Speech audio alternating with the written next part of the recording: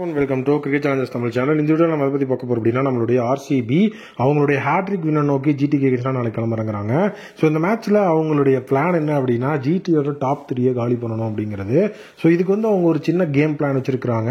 So அது என்ன அப்படிங்கிறத பார்த்துட்டு இன்டர் ஸ்குவாட் மேட்சை பற்றியும் பார்ப்போம். ஃபர்ஸ்ட் டாப் 3 அப்படிங்கிறத தாண்டி அவங்க பவர் பிளே சிமுலேஷனுக்குள்ளேயே ஆர்சிபி அவங்களோட டாப் பவுலர்ஸை வச்சுட்டு ஒரு அசைன்மெண்ட் போட்டிருக்காங்க.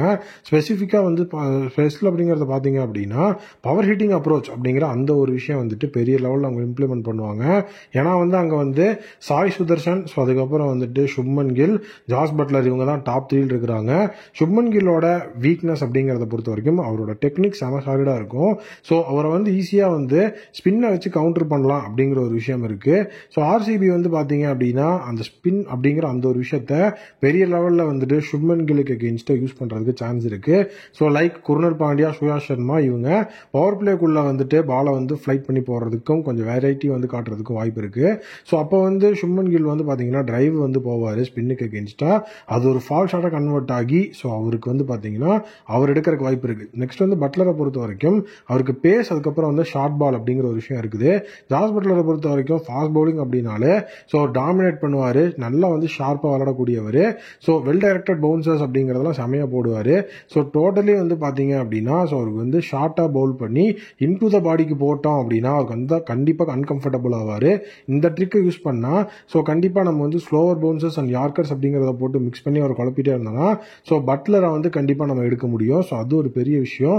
சாய் சுதர்ஷன் ஸோ கண்டிப்பாக பார்த்தீங்க அப்படின்னா அவர் எடுக்கிறது கொஞ்சம் கஷ்டம் தான். ஏன்னா வீக் லிங்க் அப்படிங்கிறது பெரிய லெவலில் நம்ம அவருக்கு நோட் பண்ண முடியல. ஸோ அவர் நமக்கு கொஞ்சம் லக்கும் தேவை அவர் எடுக்கிறதுக்கு. பேட்டிங் அப்ரோச்சை பொறுத்த வரைக்கும் ஆர்சிபியோட பேட்டிங் செம ஸ்டைலாக ஆடணும்.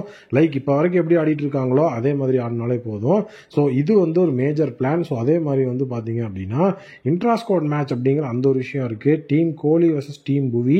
டீம் கோலி பேட்டிங் பண்ணிக்கிறாங்க ஃபர்ஸ்ட். ஸோ அதில் பார்த்தீங்கன்னா டீம் கோலியில் சீனியர் பிளேயர்ஸ்லாம் வேற லெவலில் இருந்திருக்காங்க. ஸோ டோட்டலாகவே நம்மளுடைய விராட் கோலியோட டீமை பொறுத்த வரைக்கும் Rajat Padikkal, Liam Livingstone, Phil Salt, Krunal Pandya, David Padikkal, Tim David, அதுக்கப்புறம் மோகித் ராத்தே இவங்களாம் ஆடி இருக்காங்க. ஸோ இதில் டாப் ஸ்கோரிங் அப்படிங்கிறத பார்க்கும்போது விராட் கோலி, ரஜத் படிக்கல் ஓப்பனிங்ல இறங்கியிருக்காங்க. கிங் கோலி 44 பாலுக்கு 61, 7 பவுண்டரி, 1 சிக்ஸர். ஸோ டோட்டலி பார்த்தீங்கன்னா புவனேஸ்வர் குமாரோட அந்த ஒரு பவுலிங்ல ஆட்டம் இழந்திருக்காரு. ரஜத் படிக்கல் 32க்கு 48, 5 பவுண்டரி, 2 சிக்ஸர். லுங்கி இங்கிடியோட பவுலிங்ல ஆட்டம் இழந்திருக்காரு. லியாம் லிவிங்ஸ்டன் 15 பால்ஸ்ல 22 runs, 2 boundary, 1 sixer. Nuwan Thushara அவரோட விக்கெட் எடுத்திருக்காரு. ஃபில் சால்ட் 20 பாலுக்கு 35, 4 பவுண்டரி, 2 சிக்ஸரோட ரொமேரியா ஷெஃபர்டோட பவுலிங்ல அவரோட விக்கெட் போயிருக்கு. குர்னல் பாண்டியா 18க்கு 28, சுயாஷ் சர்மாவோட பவுலிங்ல விக்கெட். டேவிட் படிக்கல் 25 பாலுக்கு 39, 5 boundary, 1 sixer. So Swapnil Singh வேற லெவலில் அவரோட விக்கெட் எடுத்திருக்கார். டிம் டேவிட் 22க்கு 41.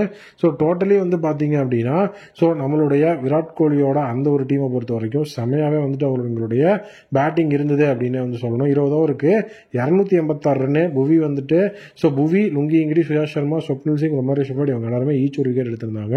287 அப்படிங்கிற ஒரு மிகப்பெரிய லெவலில் அந்த ரன்னை சேஸ் பண்ணவங்களுக்கும் அந்த இடத்துல கொஞ்சம் ஷாக்கு தான் இருந்தது. ஸோ அவங்க சைடில் Phil Salt and Jitesh Sharma so உள்ளே வந்தாங்க. ஸோ அதுக்கப்புறம் பார்த்தீங்கன்னா ஜாக்கப் பெத்தாலை வச்சு ஓப்பனிங்கை ஸ்வைப் பண்ணிட்டாங்க. Phil Salt and Jacob Bethel தான் ஓப்பனிங்கு. இதில் ஃபில் சால்ட் 35 பாலுக்கு 59, 8 பவுண்டரி, 2 சிக்ஸரோட யாஷ் தயாலோட ஓவர் அவுட் ஆக, ஜாக்கப் பெத்தல் 12 பாலுக்கு 15 ரன் புவியோட ஓவர் அவுட் ஆனார். ஜிதேஷ் சர்மா 14 பாலுக்கு 21, வெறும் 3 பவுண்டரி, ஜாஸ் ஹேசல்வுட்டோட over out. David Padikkal 50s அடிச்சாருங்க.